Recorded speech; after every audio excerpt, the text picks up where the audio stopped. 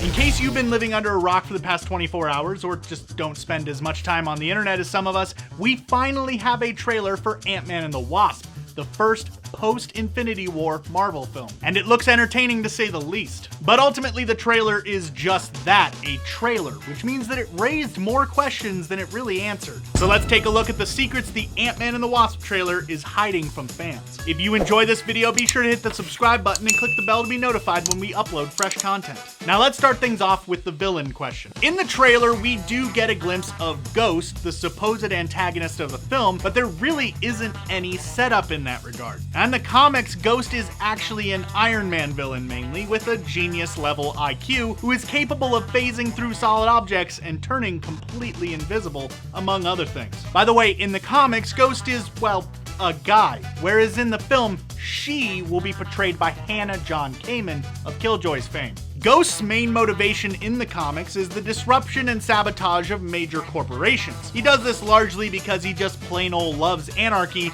and seeks to punish companies that he sees as oppressive entities. But the trailer does a lot more to set up the basic situation that our heroes find themselves in than it does anything with Ghost. Is she specifically trying to shut down Pym, or is she going after some other corporation and the heroes just kind of stumble upon her plot? We don't really know at this point, but either way, she'll probably be a pretty interesting villain to see on the big screen. And speaking of our hero's basic situation, there is the question of how this film will fit alongside Infinity War. The trailer doesn't really give us much information in this regard, but Marvel has actually been fairly open previously about where Ant-Man and the Wasp takes place in the MCU timeline. Now, as it turns out, the film is going to be one of only a handful of MCU films that takes place out of release order, meaning that even though Infinity War is going to be released first, Ant-Man and the Wasp is actually going to take place before it chronologically, fitting a bit closer to Civil War than anything else. Which makes sense since in the trailer things look pretty pristine, and I would expect something either during or after the Infinity War to be a bit more,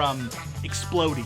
Instead, things just kind of look pretty chill actually. Except for the giant Pez dispensers and buildings shrinking down. That's a little weird. Now, at one point in the trailer, we catch a glimpse of Lawrence Fishburne's character in the film, and that's all we really get about him, just a glimpse. We do know that Fishburne is playing Bill Foster, aka Black Goliath or the Second Giant Man. Besides that though, we don't know what he's actually doing in the film. He appears in the trailer just after the introduction of Ghost, and it is edited in such a way that may hint towards him having some sort of connections to the Anarchist. But beyond that, we don't really get anything solid. Maybe he's an old associate of Pym's, having joined him on operations back during his S.H.I.E.L.D. days, but we can't really say for sure at this point. And speaking of Pym's old associates, the trailer doesn't give us really anything at all about Janet Van Dyne, the first Wasp, who we know is going to be appearing in the film. The only thing that we see in the trailer that could be connected to Janet is a quick glimpse of what looks like the Quantum Zone, which is where she was lost back in the 80s while trying to disarm a Soviet ICBM mid-flight. However, we can't even say for sure that that is the Quantum Zone.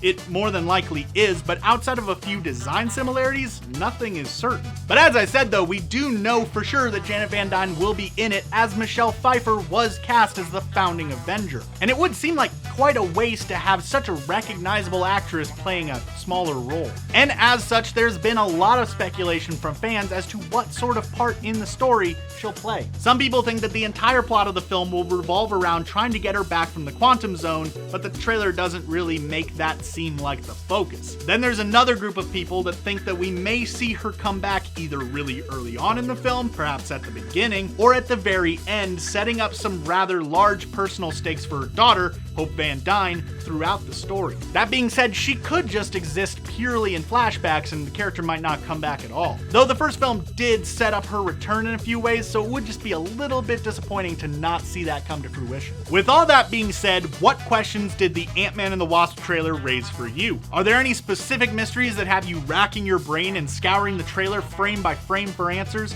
Let us know in the comments below. And if you are watching this on Facebook, click the link to be taken to our YouTube channel for more videos like this one. And thanks for watching.